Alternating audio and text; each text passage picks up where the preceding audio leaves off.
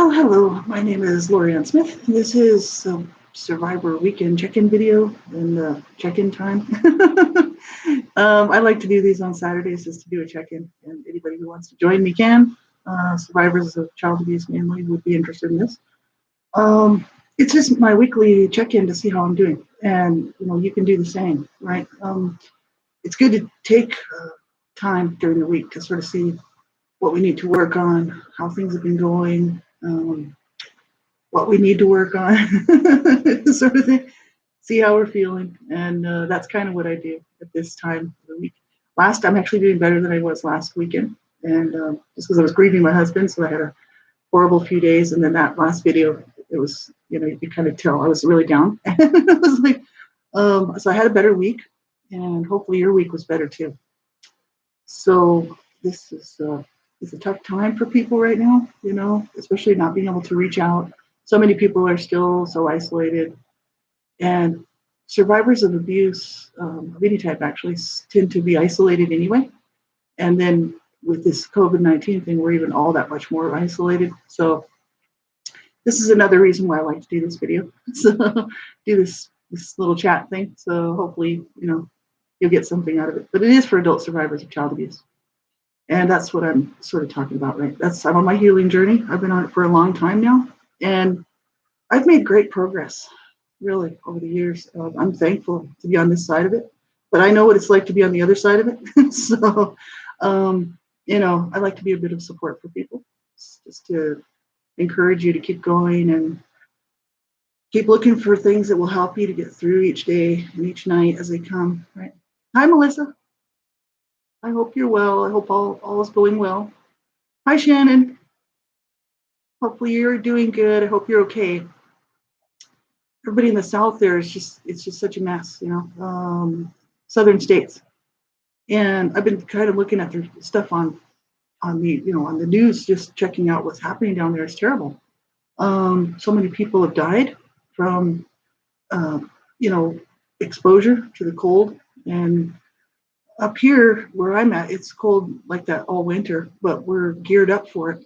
And you have to have things in place up here because it is cold. And hi, Suzanne. How are you? I hope you're well and everything's going okay. I'm doing good. I'm actually doing a lot better than last weekend. I was just saying that when it first came on. Last weekend I was really struggling and just grieving loss of my husband mainly, which then causes me to have a horrible, few days. So I'm actually feeling a lot better this weekend and had a good week. And this is kind of what I like to do, is sort of check and see where I'm at with my healing journey, what I need to work on, how I'm feeling. And then that way I can kind of sort of set myself up for next week. So what I need to work on, whatever it is, whatever the issues are. So it's good to do a check-in at some point with yourself to see how you're doing and what could help you to kind of make things better for yourself. And I'm doing a lot of work on my healing journey still. I had to put it off when my husband passed away. I really couldn't deal with all that, with grieving his loss and trying to take care of everything that needed to be done when he passed away. And also doing my healing journey. It just wasn't going to work. So because I had enough stress, and enough grief work going on. And so I put the healing stuff off, the healing journey stuff off. And I just did a lot of self-soothing, self-care type stuff, because grief is horrible. We all know it's hard on a person. And so I did mostly grieving work. So then I recently started feeling better because I was so sick last year and didn't feel like doing much broadcasting. I did a little bit, but not a whole lot. And then I thought, no, this is good to get back into this. And I really need to get back on my healing journey because I haven't dealt with a lot of stuff with the CSA, child sexual abuse. I still need work to do in that. And so, I'm glad to be working again on it. It actually makes me feel better because I'm like, okay, now I can make some more progress, which is really good. And it's important. It's kind of like timing is everything. If you have a lot going on in your life, it's external stressors that are happening around you. Right now with COVID-19, that's an external stressor big time for most people. Lots of people aren't working right now. And, tons of people just people losing loved ones to COVID-19. I mean, this is really horrible. And so sometimes it's not a good idea to start a healing journey if the external stressors are too much, you know. And so for me, I've kind of got to a place right now where I can actually concentrate on the stuff I need to and not overload myself, with stressful things, right? Because this stuff is very stressful. Absolutely. Well, thank you very much, Suzanne. I appreciate that. That's very nice of you to say. And Melissa, I'm sorry. That's just so harsh. Yeah, it's so harsh. And, sleep has been an issue for me my whole life, really. um, and when you don't sleep for a couple of days like that, it's just everything just seems worse, you know. So just make sure that you do some self care. You know, do what you can to relax and to feel safe. You know, and to feel like so that you don't continue on in that. It's terrible, not sleeping and PTSD and whatnot. It's hard on a person, absolutely, and you have to really work at finding what works for you. You know, finding those things that actually can help you out.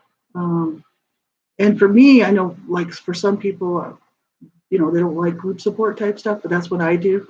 And whenever I have a time where I feel overwhelmed, for me, it helps to talk to somebody. It really does, because it just helps me to know that somebody else is listening, somebody cares, and it's like it lets me get off my chest what I need to. So, but some people like therapy, one-on-one therapy type thing, counselor type thing. But I would say just don't suffer on your own. Not to don't allow yourself to just sort of cycle down. It's not a good place to be. Make sure you have some support in there from somebody who can just be a shoulder and you know check in with you to see how you're doing, offer some support, right? So hard. And because I've been there, so many of us have, and it's not a fun place to be, that's for sure. um, I do a lot of stuff like I'm dealing with the CSA child sex abuse, like I said. Right now I've done a lot of work in it, but I still have some more to do. And a lot of times I'll do stuff like I'll write poetry, but I allow my inner self to write. So it's just not necessarily me writing from where I'm sitting at this age. I actually allow my inner wounded children to write, which then helps me out a lot because their voice gets to come out. It's just on paper or whatever. They'll write poems. I'll allow them to write poems. That's just me speaking through my woundedness, and from the past, and that does help me out. It gets out with. Nobody. Some people, I don't really share that stuff with anybody. I usually tear it up. Um, but the issue is it's just allowing things to come out. Sometimes, if you don't want to do that, you can do stuff like, yeah, if you want to check out a really cool site that has info on um, things that we can use in our toolbox, like we should have a toolbox full of tools that we can use as survivors of abuse. And there's lots of them at this one website, and I'll type it in here. It's good. Well, the website is called Child Abuse Survivor Monument. It's based out of Canada. This guy, I think he's in Ontario. He's a survivor, but he's also a sculptor. Child Abuse Survivor Monument, and he's also a therapist. So he's a survivor who became a therapist, but he's also a sculptor. He knows a lot about self-care. I went through his website many times, and I mean, I used a lot of his stuff, and he had some great ideas and really neat things that I would have never thought of. And I was like, oh, this is great, and I did use a lot of it. It's right, Child Abuse Survivor Monument. That's, if you type that into your browser, it should come up. Let me see if I can bring up the link. It's Michael C. Irving. That's his name, Michael C. Irving. Michael C. Irving. And he did this big, huge child abuse monument thing in Ontario. And what he did was he allowed people to send in a handprint of anything they wanted to share with the world, what in the future, to future people, about child abuse and how it affected them. And so he was letting people send him these pictures of our handprints drawn, and then you could put stuff in there. You could draw, or you could write, or whatever you wanted to on it. And I sent my handprint in, and he puts them inside that monument for future generations. Michael C. Irvin Child Abuse Survival Monument, which I think is really cool.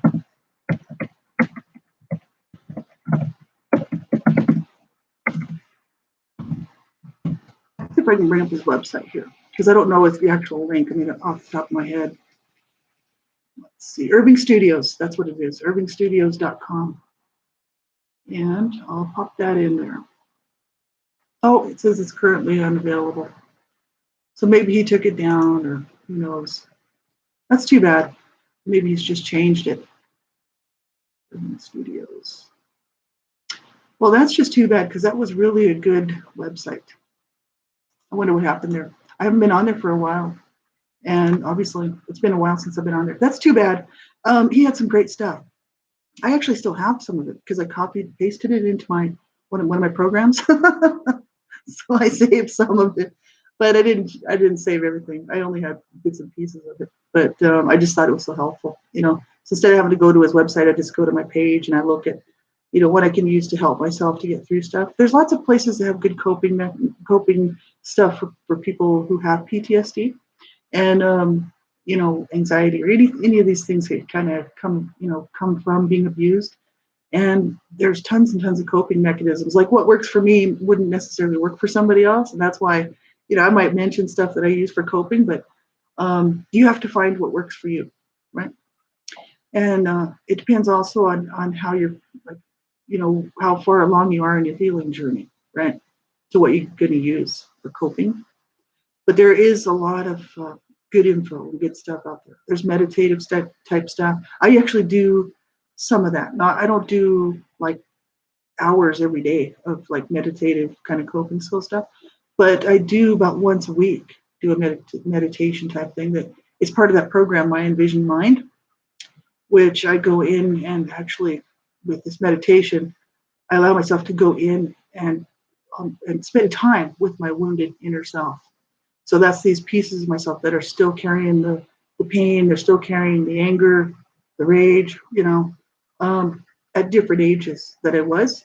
And that's those inner children. That's why they call it inner children. But what it is, it's just the points where I was wounded. That's the trauma that obviously I'm having a hard time getting past. And so any survivor of abuse or any kind of traumatic event, like I said, they said it doesn't have to be abuse. It could be anything. People who have been like military veterans and people who have been in plane crashes, car crashes, stuff that's very traumatic, right? That trauma gets stuck in the brain, in the limbic system, which is right up front here, and there's no words for it. It's all pictures. So you can speak about stuff all you want, and it doesn't necessarily, it doesn't always heal a person by just speaking about their abuse or what happened to them that was traumatic. It's pictures. So you have to then you have to be able to go in and heal yourself with pictures. So what I did was, I did this program years ago, and it really helped me out a lot. I didn't think it would, because I didn't like that inner child stuff. I was like, I didn't quite trust it. I was like, whatever. Sounds a little crazy to me. That's what I thought, you know what I mean? In my own mind, I'm not really running anybody down about inner child stuff. I just didn't like it. I wasn't comfortable with it. Never thought of myself as having inner children, never. But as soon as I started doing the work on it, looking at it, I'm like, okay, I see what's going on. It's all the points where I was wounded. And that's the memories that I'm holding that were so traumatic.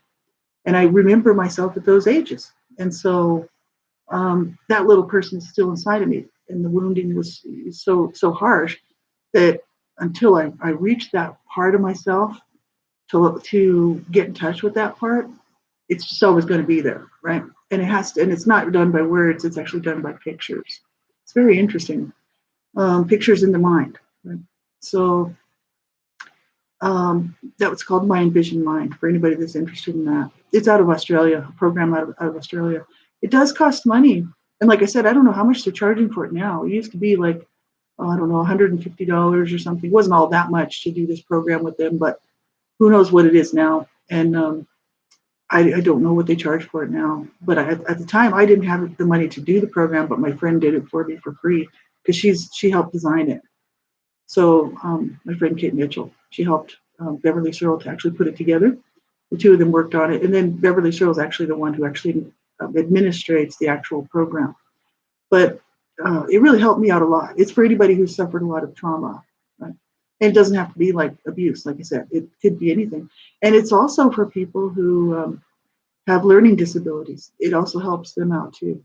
So it's just really a cool program. I think it's wonderful. It does help me out. So that's a meditation that I do about once a week. And I don't necessarily set a date or a planned time like 10 o'clock Sunday night sort of thing. When I have time, like about once a week, I'd go and do this. Usually at night, just before I'm going to bed or something. And because you got to get quiet and still and not be busy thinking about other things. You know what I mean? Can't be like in the middle of the day when you got all this stuff going on and you're cooking dinner. It just doesn't work. It has to be when you're quiet and you're settled and you're ready to do some work in there. It's really quite interesting how it works. It's actually fantastic. Like if anybody wanted to hear about what it really is, I could actually tell you what my friend helped me to create that helps contain the trauma so that I don't hold it as I don't have to. Um, it's not obtrusive anymore. You know what I mean? It's like under control. It's actually really interesting how it works. And you can create your own safe place. You know what I mean? That's the whole issue. It's about creating a safe place for yourself. You want to know about it? It's really cool. Like for me, what they did for me, and it kind of works the same for everybody. You set up your like the meditation process is just that anybody who knows how to do meditation and or to guide like a guided meditation. Like my friend did it for me, so she actually was guiding me into this meditation, and so I was very relaxed, and she was talking me through this meditative process to get very relaxed, very calm and still. And then she said, then they go through the process of you create a safe place. It's wherever that safe place, wherever you want it to be. Could be a tropical island somewhere, could be on the top of a mountain. It generally works better if it's not in the sky. It has to be grounded, so it has to be something where it's not in the clouds and the sky sort of thing. They said that actually doesn't hold very well. But if it's on the earth and it's like your own private island, so mine is a private island. I created a private island for myself that nobody can find except for me, and so I'm the only one that knows how to get there. And this island that I created for my inner wounded self, all my inner children, which there were many, many of them. Actually, almost all the ages that I was. I mean, so really, there's my teenager there and everything. And this island I created has all um, angels protecting it all the way around, and they're godly angels. So they're heavenly angels. So no evil can come in there, none whatsoever. No darkness, no evil, and they guard it. So they're the guardians of the island, and nobody knows where it is, but it's just that nothing can get in there. That's my safe place. See? And then what I did was I set up a house for them because you have to set a place up for them. You don't want, unless you want them sleeping in the trees or something. You know what I mean? Because it's going to be where you're going to go visit them. You're going to go check on them. I used to have to go in a few times a week. Now I just go in once a week or maybe once every 2 weeks sometimes. But I don't always go in. Then there's periods of time where I don't go in for a while because things will come up. But it's just so interesting how it works because I created this awesome house for them. It can be any kind of house. I mean, mine wasn't it's not a mansion or anything like that. It's just this very cozy kind of country cottage type thing. But it has tons of bedrooms. It's just huge, but it's not fancy because I wouldn't be comfortable with that. It's like, it's just like a neat country home. And it's got this big like living area room where I can meet with my inner selves. I don't really walk around the house too much, but the whole thing is there. And when I'm going to go meet with my inner self, this is how it works. This is honest to God how it works. I let them know ahead of time that I'm coming, and then they get all excited. All my little me's get excited because I'm coming, and I'm like, and we'll spend some time together, And it's just bizarre how it works, absolutely. But they said it doesn't hold if you don't maintain it. And my friend was telling me, she says, if you don't literally maintain this thing, and you don't actually go in and maintain it, it can actually fall apart and it doesn't work anymore. So they said you just go in and keep maintaining it. If you see that the grass needs to be cut, it's just snap your fingers, the grass is cut. It's summertime, there's flowers everywhere. See, for me, that's what I want. For me, everybody has some, everybody would have something different. It's up to you. You would create your own safe place. It could be anything, right? That makes you feel very safe. And that's how it works. And then I've made huge progress with the inner person that I was, especially around 10 years old, who was so angry, like so raging angry that um,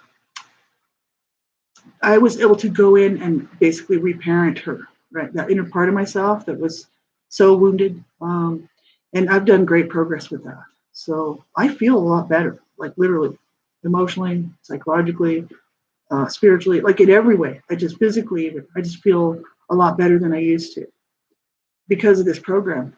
And it helped me to comfort myself. That's basically all I'm doing. I'm just going in, I really don't necessarily think, they say they are sub-personalities, but the issue is I don't even get into the whole psychological aspect of it because I'm not that interested in it. Whatever works for me works.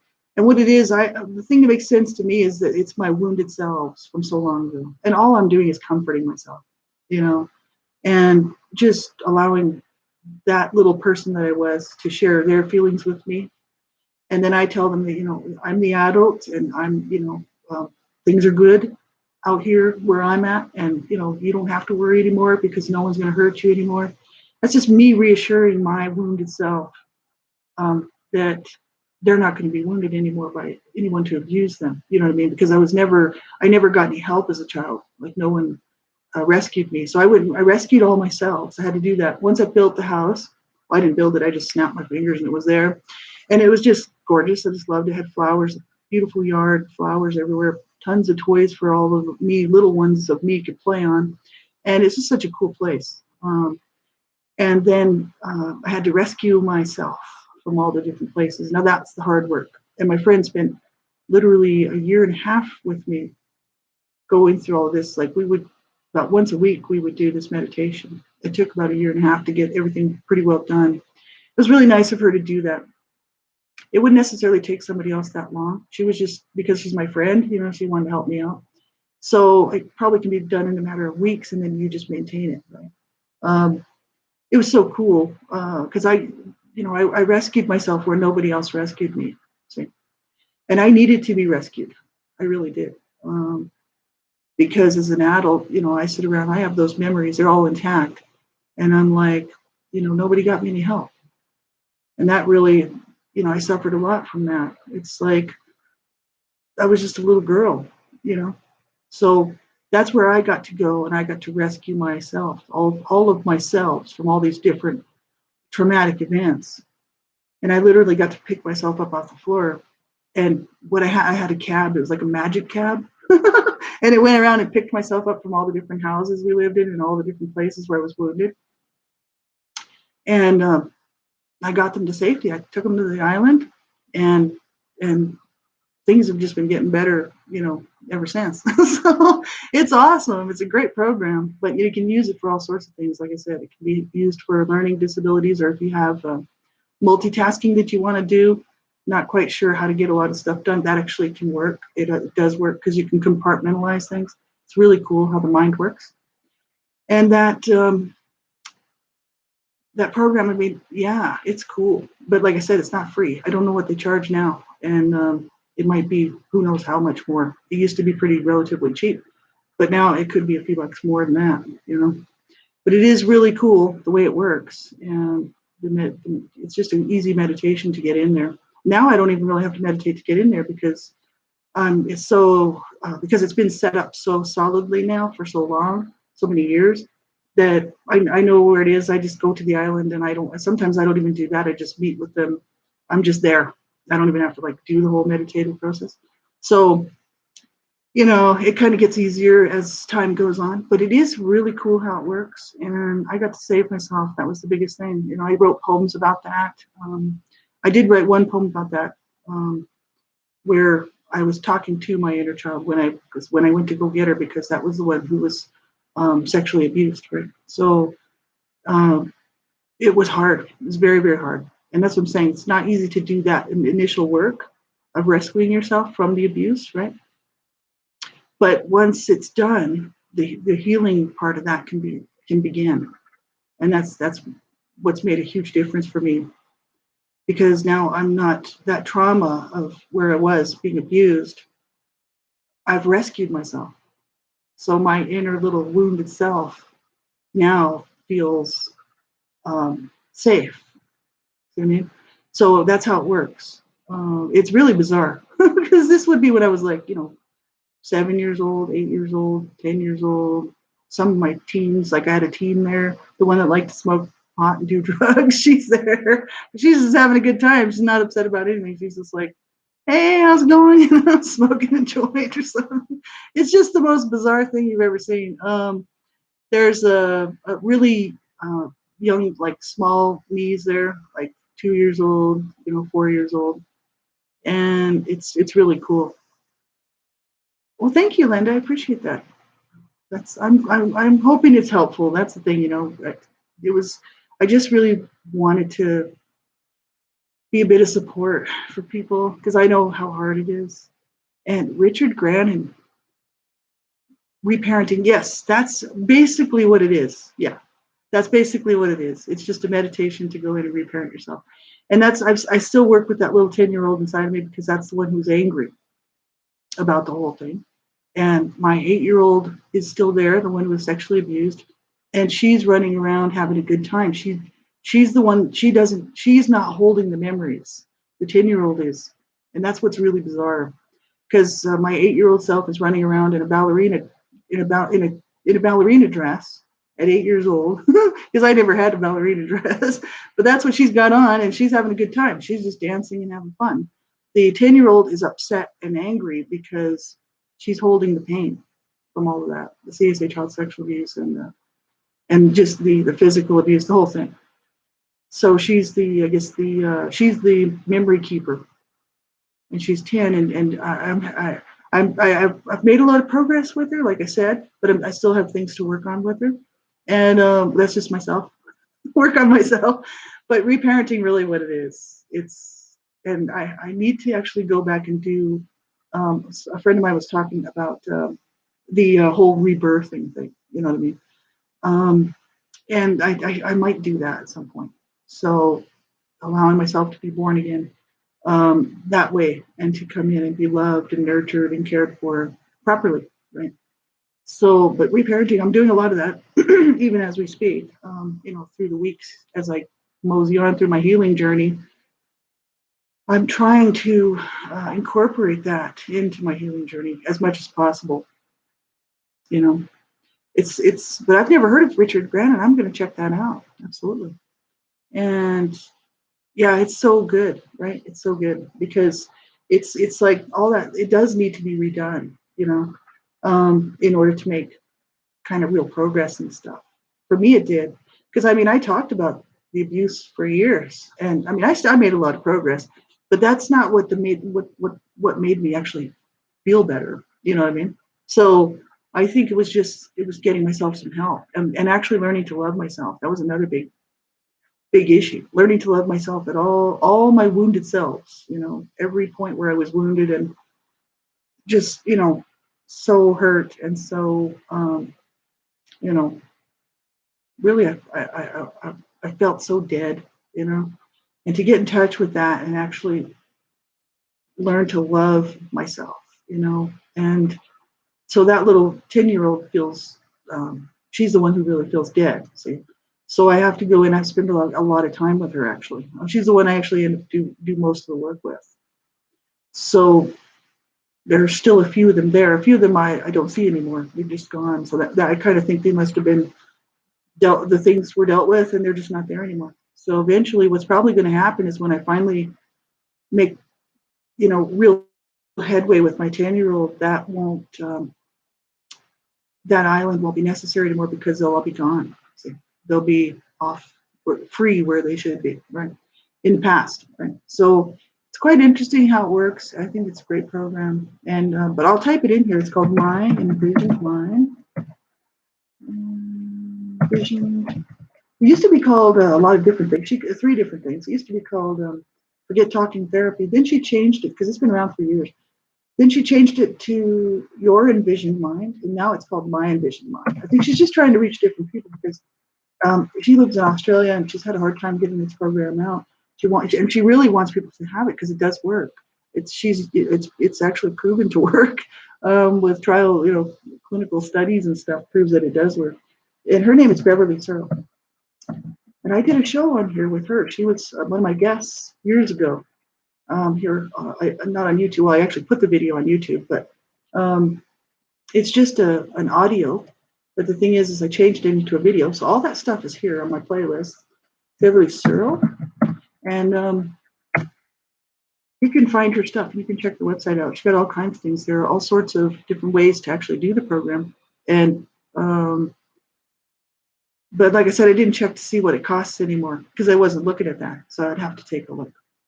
But she's a nice lady, and she did an audio, like I said, an interview. I think it was almost an hour and a half or 2 hours. But she's a survivor of horrific abuse, and she she's done so much work to try to help survivors of abuse. She's an older lady, like much older than myself, and we did this interview back in I don't even know when it was. I think it could have been 2012 or something. Or somewhere around there, 2013 or 2012. I mean, this is a long time ago, right? And when she finished the interview, we got off the interview when we were done. And then she phoned me and she did the rest of the program with me, which was really awesome. But we did some of the program while to show people how it worked while we were doing the interview. So it gives people a really good idea of how it does work. So if you want to check that out, it's here. It's on my playlist. I think I have a playlist of guests, and that would be where it would be because it was a guest interview. She was one of my guests on my show, Blog Talk Radio Show, because I used to have all kinds of guests, all kinds of survivors, and different people come on my show, which was really cool, because I got to learn a lot from them, and they got to share their stuff with me and with the world. And I had Ray Luskin on many times, and she's awesome. So many people, um, people who work to stop and prevent child abuse, like Tom Scales, all sorts of people were on my show. So if you don't find it there, you can find it on my website. I'll type that in. My website has a guest underneath when you go through the tabs at the top, these little drop down boxes will come down, and there's a place where you can see the guests, right? It's author Lori M. Smith, weebly.com. And if you want, you can check those out too, because I've got a bunch of guest ones. If it's not here, I think there is a playlist on YouTube, but I'm not sure. But yeah, it is hard when you can't sleep. It just makes things worse, And I have sleeping issues, so I know it's sometimes I don't sleep like maybe 2 hours, and then the next night I get like 3 hours. It starts to build up, and after a while, I'm just kind of walking like I'm sort of a walking sleeping person. I'm like, I'm here, but I'm not really here. You know what I mean? Because I'm half asleep, right? It's terrible, and especially when you're stressing, especially going through like like almost like I don't know, a flare up of PTSD or anxiety or depression or anything like that. So hard, right? I'm glad that you're here, Melissa. And I just, you know, like I said, make sure if you really are struggling to get some help. Don't allow yourself to just, go downhill. You know what I mean? Reach out and get the support that you need because it's so important. And it's hard. It is hard. I know it is, but we have to keep trying, right? And that's the important part. So it's because I know because I've been there. And it is hard, it is hard. And it's hard to reach out. I know when I first started reaching out, 2009, because I started my healing journey in 2007, really, but I didn't do any real work on it until 2009. And I knew I had a lot of work to do. And I was I didn't want to face what I needed to face, you know. But I thought I got to do it, you know. So I joined an online support group that was anonymous. So I thought there's safety in that, plus safety in numbers. I like that because I don't trust anybody. So I'm like, you know, my inner wounded children don't trust anybody, and I'm like, you know, so I got to get something like that. So I just immediately, the lady that I was talking to was so understanding, you know, and right away she was like, you know, we can help you get some resources and, you know, welcome to the group. And it just made me feel so good. It's the first time I ever had anybody do that for me, you know, to recognize where I've been, how hard it's been, and, you know, that I do deserve help. And they were glad that I contacted them. And I belonged to that group for quite a while. And I got a lot out of it. So, and then I joined another ASCA group and just went on as myself, you know what I mean? But at first I did anonymous stuff. And I mean, it's hard, right? And Lisa, I'm glad you could be here. Yeah, she was saying CBD is super calming. Yeah, well, that's probably why when I was young, used to smoke massive amount of pot because I was really stressed out. Let me tell you, from being abused, and it actually made me feel a lot better, you know. So I was high like all the time, and but nowadays you can get the CBD oil. It's you know, I have actually never used that, so I keep thinking I should. Maybe I should. Up here in Canada, it's all legal now. You can just go and get it. Canada legalized marijuana, so there's stores that sell all that stuff now all over the place, and you know it's legal now up here. I know some of the states it is too, different places. That it's not such a big deal, but when I was growing up, it wasn't. You know? Definitely not. Um, but yeah, anything we can do to help ourselves, you know, like finding what works for you. That's what the issue is. You know, I've managed to find some things that really worked for me, and then some things that didn't work for me. You know, and so that's the issue, right? We're all different, all been through different things, but we all have the commonality because if we were abused as children, that's the commonality. But we would all be different and need different things and be in different places in our healing journey, right? And so it's kind of like, um, you know, you have to find what works for you, right?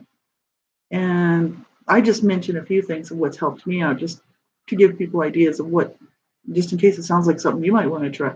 No guarantee it's going to help, you know, because the issue is that we're all different, right? And um, my favorite, yeah. I have to agree. You know, I still, you know, I don't actually smoke pot anymore, but that's because I'm doing it straight. But the thing, I was a drug addict for many years, and but when I hit 22, I decided I wasn't going to be a drug addict anymore. Got off the drugs, and I decided to stay off of them. Right, so I don't really lump pot in there with that stuff. But the thing is I don't want to. I want to do it straight. I want to do it. Um, I don't want my mind to be hindered by anything. And but I still do like pot. I'll be honest. I really do. I have nothing against it, actually. Um, some people don't like it. My sister didn't like it. It just made her sick and kind of gave her a headache, and she could never get into it. So, but for me, it was like, I'm all in. So I'm an ex-pothead. I'm an old stoner from the old days, but that's okay. Whatever kind of helps you get through. I just, you know, it wasn't like the hard drugs that I was doing, you know, which were killing me, right? And were gonna kill me in the long run. I got off of those. I'm glad that I did, and I like to tell people about that too. So I'm like, man, it's doable. It's hard, but it can be done. Right now, I'm working on a nicotine addiction. I'm trying to get rid of. It's my last addiction, and I'm like, you know, how many years do I have to keep doing this?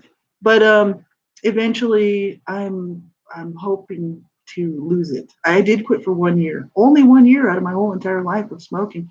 But the thing is I thought, well, I can do it again when I'm ready. So, you know, I'm trying to take care of myself now. See? And it's whatever works for you, you know. Um, and that's why I'm not too worried about the nicotine stuff. It's kind of like when I'm ready, I'll give it up. It's a matter of you have to be ready to do it. And it's sort of the same thing with healing journey stuff too, right? I just started groups up and everything, but you have to be ready for that too, right? Because it's facing, you know, you'd be facing things that are really difficult, and sometimes we're not ready for that. And the brain, your mind will tell you that. You'll feel it. You'll be like, I'm not ready for that, and you're the only one who can really be the judge of that. Because somebody else might say, oh, you should get some help. You need to do this. You need to do that.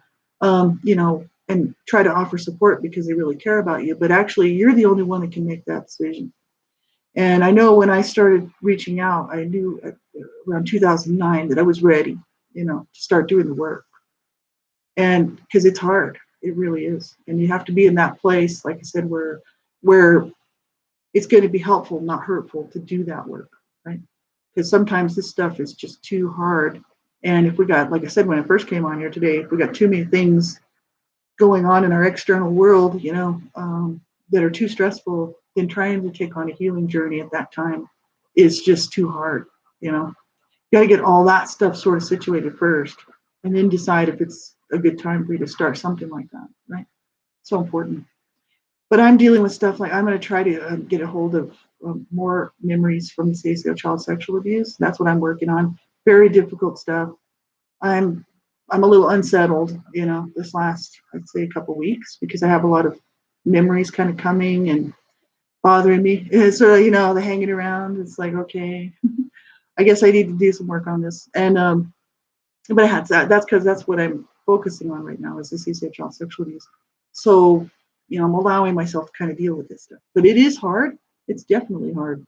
And, it's until until I do the work on it, I'm not going to make progress in it. See, and that's where I'm saying it does. The work is hard, but you have to be ready to do it. Right. And so now is a good time for me to do it. I'm not working right now. See, this COVID-19 thing, I have job applications out there, but I haven't heard back from anybody. It's like they're not interested in me. They're like, oh, she's an old bag. We can go get somebody who's like 30 and got a degree.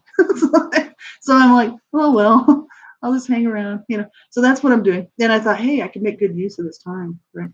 And start doing some stuff again, right, to work towards my healing journey. And so, yeah, that's what I'm going to be doing for the next, who knows, probably all summer, like all spring and summer, and making some progress in that. So that's good. I'm glad.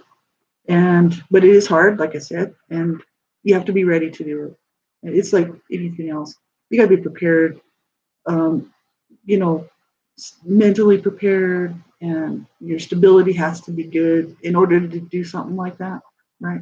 So I always just encourage people, not if you're suffering on your own but you don't want to be on your own suffering, then reach out. Some people are loners. I'm kind of a loner.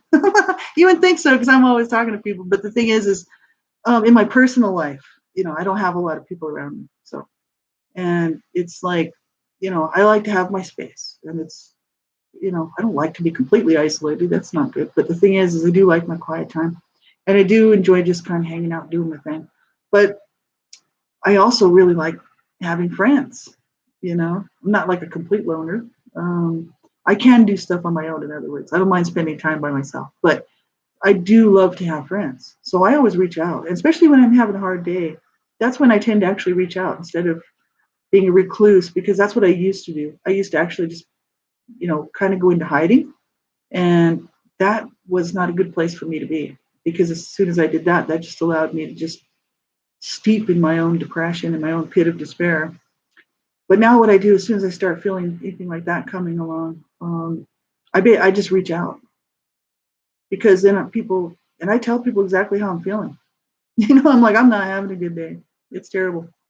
And that's being honest. It's like, if I'm not having a good day and I'm starting to go down into a little pit of despair, I'll let people know. Whereas before I didn't used to, and then it just got worse and worse and worse.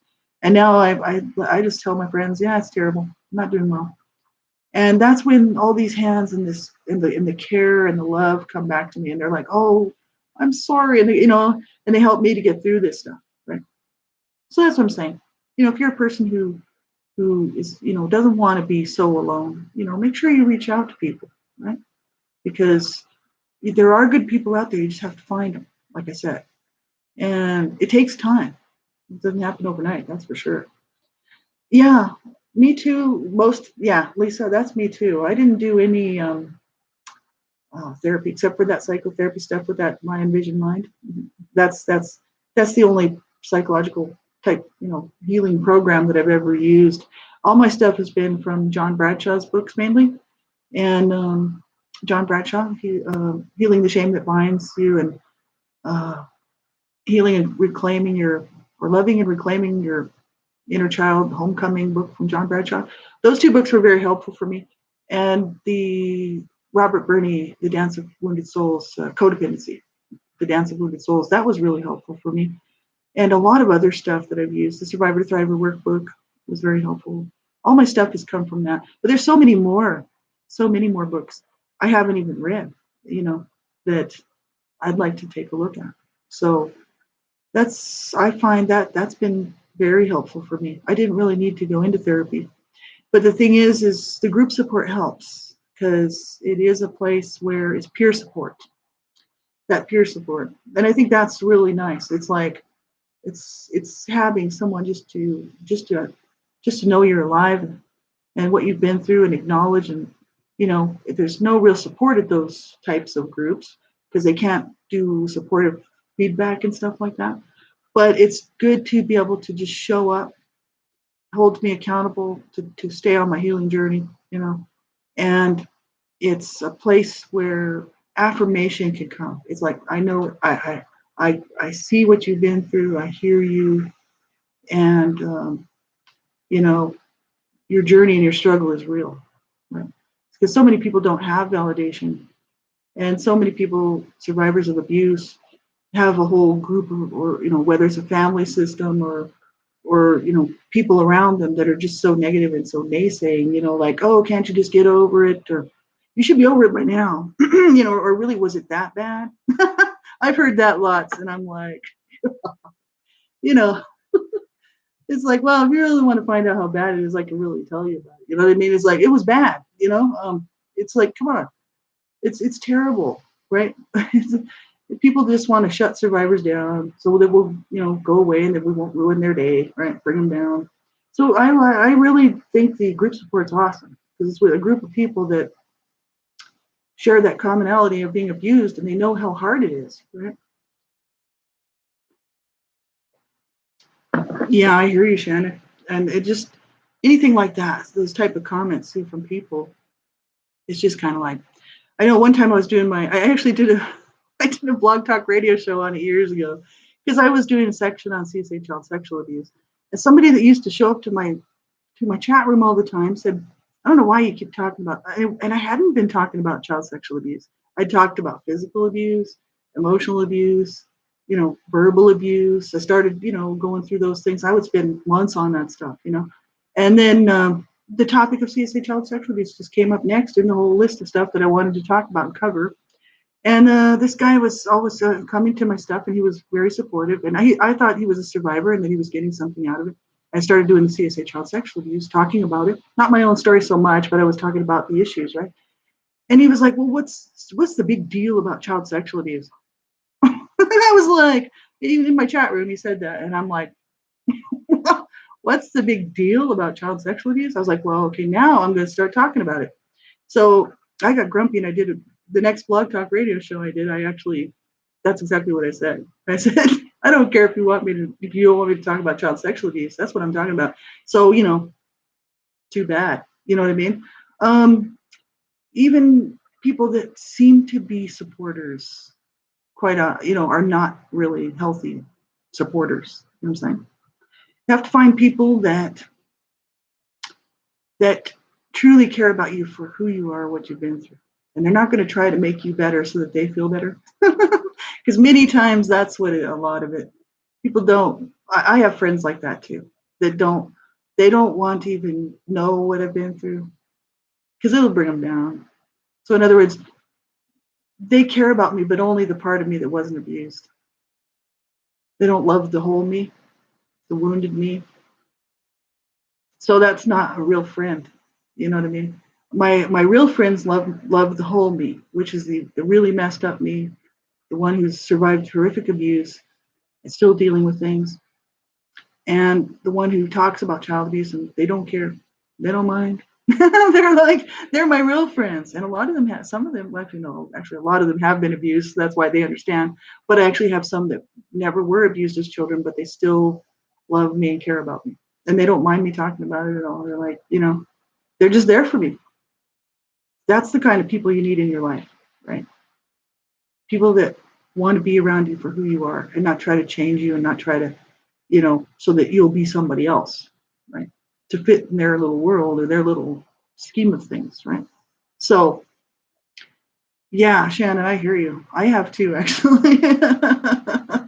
And you know what? You have to decide what you're going to let in your life. Like Shannon was saying, she's cut off so many people. I have too. I cut off my entire the rest of my family, which was only 2 members left. The rest of them died. But the thing is I did cut them off, and I've cut several other people off too, because I'm like, look, if you're not going to be supportive and you're just going to be rude and abusive to me, you can go away, because I've had enough of that. You know what I mean? I'm done with that. So, but then again, then I can't be that way to other people. See, I mean, it's kind of like I want to be treated with respect and dignity, so that's what I do for other people. And if I mess up, then I need to apologize, and if they mess up, they need to apologize. It's just the way it is. That's how you keep a good friendship going, right? Or a good relationship going. It has to be both ways, right? But so many times it's only one way, and that's not good, right? From Pete Walker. Yeah, Lisa was saying complex PTSD from surviving to thriving by Pete Walker. I haven't read that, and I should check that out. I'd like to, because Pete Walker's, I know he's got some good stuff. He's really good, and I saw some of his stuff. I think he does videos. I think I saw some of his stuff. Um, and yeah, well, so many people have been through so much horrible stuff. You know what I mean? But I've had people tell me, oh, well, well, my abuse wasn't that bad. They'll say to me, you know what I mean? And I'll be like, abuse is abuse, man. It hurts. It doesn't matter what kind it is, you know what I mean? And it doesn't matter who did it. It doesn't even matter how long it went on, or it doesn't matter. The issue is it hurts. You know what I mean? It's wrong, and it causes problems for people, and it's not okay, right? That's what I talked about last week on my show. Pretty much was that people will say, "Oh, I wasn't physically abused. I was only emotionally abused," as if emotional abuse is not bad. It's like emotional abuse is the stuff that wanted to make me kill myself. You know what I mean? It's like that's the stuff that at the age of 42 I couldn't deal with. I got through the physical abuse, I got through the other stuff too, the child sexual abuse. I survived that. Is the emotional abuse, the damage caused by how they made me feel, and the things that they said to me, and the psychological trauma from all of that. That's what put me over the edge. So people will think that emotional abuse is not, not that big of a deal, and it's huge. It's the worst. It's like it's incredibly wrong what people do, and then we're left to pick up the pieces, right? And to try to hold it together in a society that says, well, can't you just get over it? Gee, was it really that bad? Or maybe you're just making it up. Where's the proof? It's like, come on, give me a break. People, somebody did post a comment on one of my videos here that said, "Where's the proof?" And I'm not even going to answer that comment. I'm not even going to answer it, because it's like I'm not talking to you. You know what I mean? Go away. That's what I got to say. I actually do have proof. So many people don't, and so I'm not. You know what I mean? This is ridiculous that people would say something like that. So many people don't have proof that they were abused. And then they got a whole system of people around them telling them, oh, you were just dreaming. You must have been dreaming. It was never that bad. You're just making it up. You just like to cause problems in the family. And, you're just making a big deal out of something that never even was a big deal, and all of this stuff, right? And to me, that's just such a cop out. It's a cop out. It's a lie. It's a bold faced lie. And you know what? You don't deserve that. Nobody does. I don't. And so, Don't listen to those people that would try to tell you stuff like that. You know what I mean? It's not okay, right? Because see, people don't want to deal with it. That's the whole issue. They don't. I mean, they don't. They don't want to have to handle the mess and the explosion that's going to happen if they actually decided to go ahead and agree with you that it really was that bad. That means then they have to deal with it too. You know, if they can stay in denial, they're comfortable. They're like, oh, we'll just be in denial, so this way we can be in our comfort zone. And it's like that's not support, but that's what most people are doing, denial, right? And that's not okay, right? But the thing is that for some reason, so many people are not willing to face the facts, right? And sometimes it's because they really don't want to break up the family system. You know, and there's reasons for it, and I totally get it. You know, that's not everybody's in a situation like where my abusers, you know, they never apologized. They never said they were sorry. Um, my mom died when I was 30. There wasn't going to be any will anyway, so it's not like I had to stick around in the family for some type of to be kept in the will or something like that. You know what I mean? There's many reasons why survivors will make the decision that okay, I'm not going to ruffle feathers here, and I'm going to just stay silent and just allow myself to sort of have to deal with the people that are still in denial. For me, I just cut my family off because there was only a few members left, and I was just kind of like, it doesn't matter to me. I don't want that toxic garbage around me anymore. And if we're not going to be better together, then they have to go because I'm on my healing journey and I'm making progress. I'm actually having a good life. I'm starting to enjoy life. So this is the issue, right? It sort of depends on the situation, right? But that's what I'm saying. Then you still deserve help, even if you're in a situation like where you come from an abusive family, that the unit's still there. People are saying, oh, you're too much, you're causing problems for the family, it never did happen, or you just made it up, or it wasn't that bad. Don't take that to heart because they're just in denial because they're trying to keep the family in it going. We did that too for years, right? We did that for many years. I hung around my abusive parents until the age of 29. So, you know, as long as they weren't challenged about the abuse, when we got older, it was all hunky dory. You mention anything, it was, you know, oh, it wasn't that bad, you know what I mean, sort of thing. And it's like, I heard all that. So.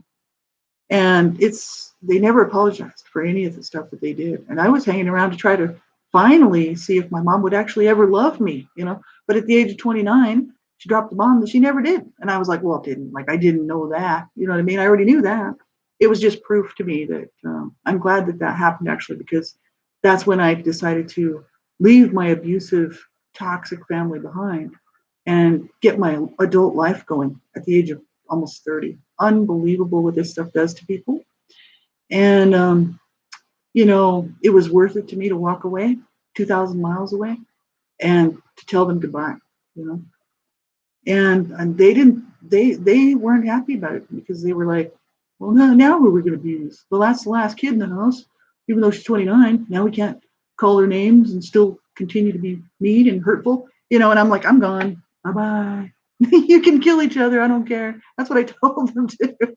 I'm like, you guys, you can just kill each other now because it don't matter to me anymore, man. I'm going 2,000 miles north. Bye. And I thought I was leaving my baggage behind. See, I thought that because I was leaving my abusers and leaving my past behind, that I was now free. See, but I had no clue as to the damage that was done until I did get out on my own. I had no clue of how bad it was going to be for me to try to cope from coming from that type of all that abuse. You know what I mean? So hard for people, and that's why I do this stuff, because I know there's so many of us out here. I just like to be an encouragement. So if I just say, don't let people treat you like crap.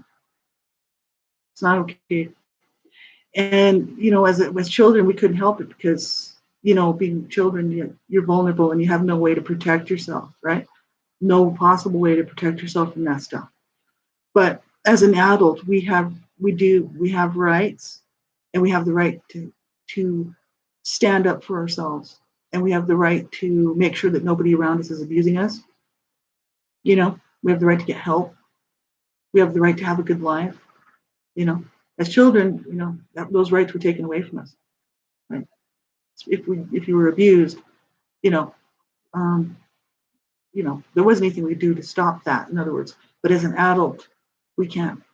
So that's what I'm saying. Make the best decisions for yourself, whatever they are. Become your own best advocate. See what you need, and every day, like I said, every day. Not every day is going to be good, and that we have to be prepared. For those days where it's not good, to have this stuff, these resources in place, so that when we're having a meltdown, or just things are just going so bad, that we have a place to go to reach out to, right? So that's why I'm saying it's really important to have a safety network, a set of people, or group of people who you can call if you're getting to that place where you just can't cope and it's just getting too hard, and you need to make sure that you have that stuff in place, right? And like Wanda said, you're not alone. That's right. Hi, Wanda. How are you? I hope everything's okay. Hope you have a good day. But yeah, this is the thing. Sometimes things just, like, even for myself, that's why I'm very honest, because I don't want to come on here and present myself as somebody who's just got it all together, and life is great and it's just always good. It's like, no, because it really sucks sometimes. And there's certain days where things just really, it's just like the worst. And we're just like, oh my God, like, how am I going to get through this? And then sometimes it doesn't look good for months. Certain times in our lives, things just, you're just waiting. You're like, when is it going to get better? When are things going to get better? I mean, I've been there. I think probably all of us have. Like, that's life, right? But that's why it's so important to keep going. Find those things to help you to keep going, right? To help you to say, okay, another day. Tomorrow's another day. I'll try again tomorrow. Because that's what I do, especially when I start getting down and, start feeling just worn out from the abuse. I'm exhausted from the life that I was forced to live as a child. And I'm exhausted from the emotional, scarring and the damage and the physical stuff. So, yeah, well, Melissa, I mean, it does. There's a lot of stuff that we have to learn how to deal with, because it's not all the time, it's not good. And it's, any number of things can happen that can cause us to kind of spiral downward. Our health situation, our living situation, job situation, personal relationship type stuff going on, marriages, like, boyfriend, girlfriend type thing, any of those things. And especially if they're all kind of crashing at the same time, any number of that stuff, that's system overload, you know, and that's when you seriously need to have someone to help you to get through it, and set up some stuff for yourself, so that you can have people to help you get through it, right? Not be on your own trying to deal with all that, right? And it's like, because sometimes it takes, like, I mean, I've had years that were just obviously horrible, like, and it doesn't look like it's going to get any better, but that's where we have to say, okay, it's going to suck for a while. It's definitely going to suck for a while, until I can get things going, until I can get things changed, right? For the better.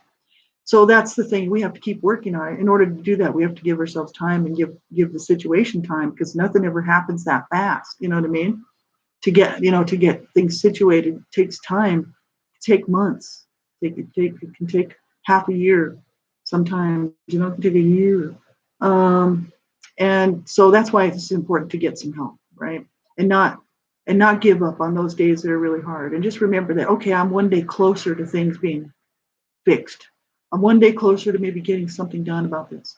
I'm one day closer to, the end of this crap, and maybe onto something better. Keep that hope alive. That's what I got to say.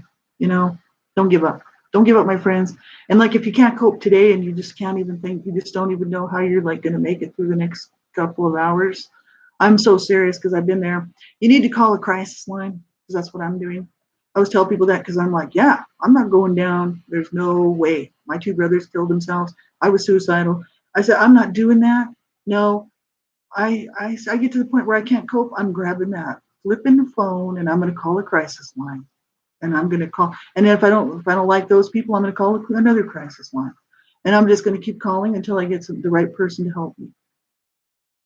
and that's what I'm doing. And that's what I want you to do too. Don't give up, my friends. Not ever. So I wish you a really wonderful rest of your weekend, even though we know it's not going to be all that perfect for a lot of us. But the thing is I do, wish you the best. I hope that you have a good afternoon or a good evening wherever you are at, and a good day tomorrow. I'll be back on Monday, 9 o'clock in the morning.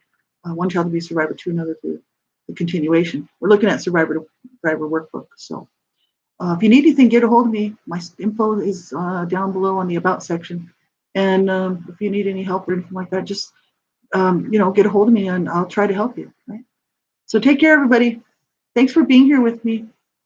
I usually do these by myself and it's very lonely. So thank you. I really appreciate the support. And I appreciate your friendship.